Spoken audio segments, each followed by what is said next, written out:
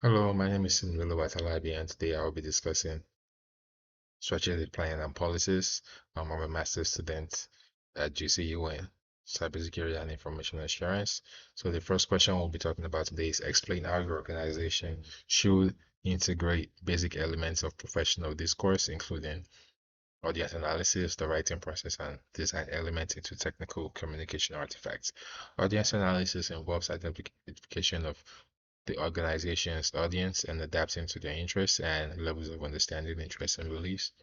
Um, Writing process usually consists of three cycles. The drafting part, which is where you plan your content and write out roughly your first idea.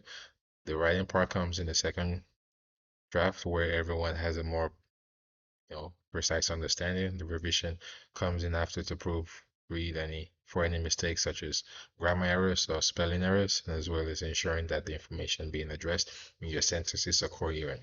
Design elements are all things that make up the basic unit of a visual image.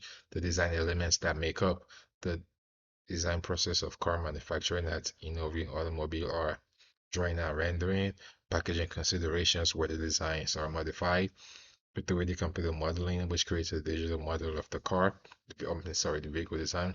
Next is the clay modeling. Then we have the interior modeling, which comes after the clay modeling. And we have the car color slash material selection. And the final which comes after interior design. And the final is the testing and material refinement to see if it withstands the test of time. Presenting your 3 to 5 year operational, tactical, and strategic management plan for information security.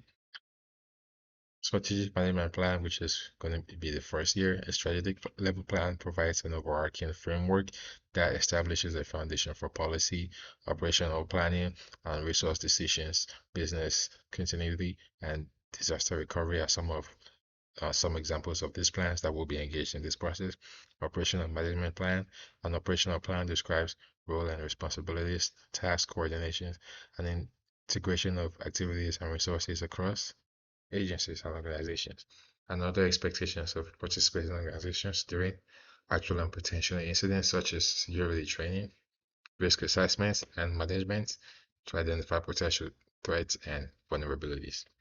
Tactical management plan. A tactical plan sets forth detailed actions necessary to accomplish goals identified in an operational plan. Access control and authentication, data protection and privacy, multi-factor authentication are all examples of this.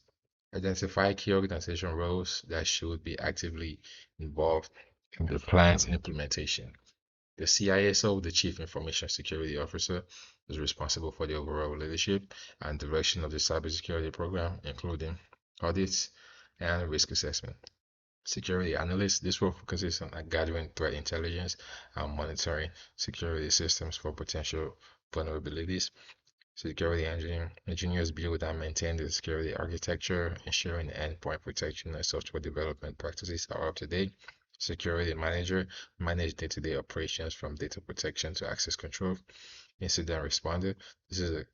This role is crucial when cyber attacks occur. They spearhead the incident response strategy to mitigate damages. Evaluate the component of IT governance and cybersecurity frameworks to ensure regulatory compliance within organizations. Risk management, which looks if the risks are being identified, reported, and acted on.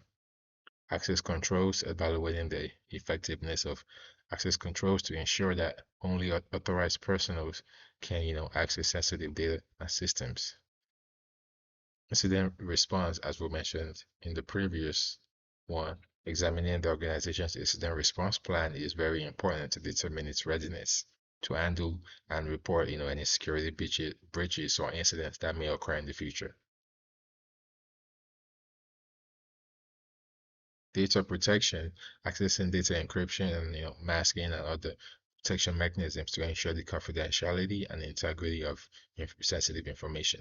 Policies and procedures, reviewing the organization's documented policies and ensuring that they align with relevant regulations and standards.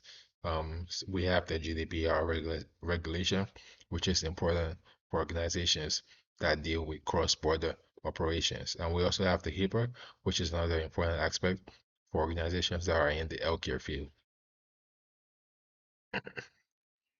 Examine how you can identify, formulate, and solve computing problems by communicating effectively with a range of audiences through professional and oral written skills. Professional and oral written skills are often not common.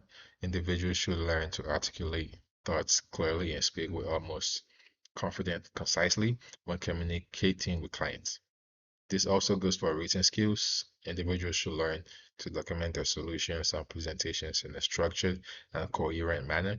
When identifying a problem and also brainstorming for solutions, it is imperative to keep one's professional etiquette in place. Using the copy from topic one, explain how the 3 to 5 year InfoSec plan aligns with and supports the organization's mission and vision statements. Note, these goals are usually created by the CEO of the company and then translated into more specific goals for the levels below. The Innovi mission statement states that we strive to be the best in terms of safety, quality, and customer service, which means that the 3 to 5 year InfoSec plans aligns with the safety for with this for safety and security reasons and are ready for any incident breaches and security breaches that might happen in the future. Describe the differences between policies, standards, guidelines, and procedures. Evaluate the appropriateness of cybersecurity frameworks for developing a cybersecurity program to align with business needs. Policies, they establish expectations to guide the rest of the business, provide a strategic direction for the organization's security efforts, and help in establishing a security culture. Standards and controls grow out of the expectation and define the practical application of the policies. Standards can be technical or not technical and help ensure consistency in security practices. Guidelines are recommendations or suggestions that provide more flexibilities than standards. They are often not mandatory but are suggested to be followed.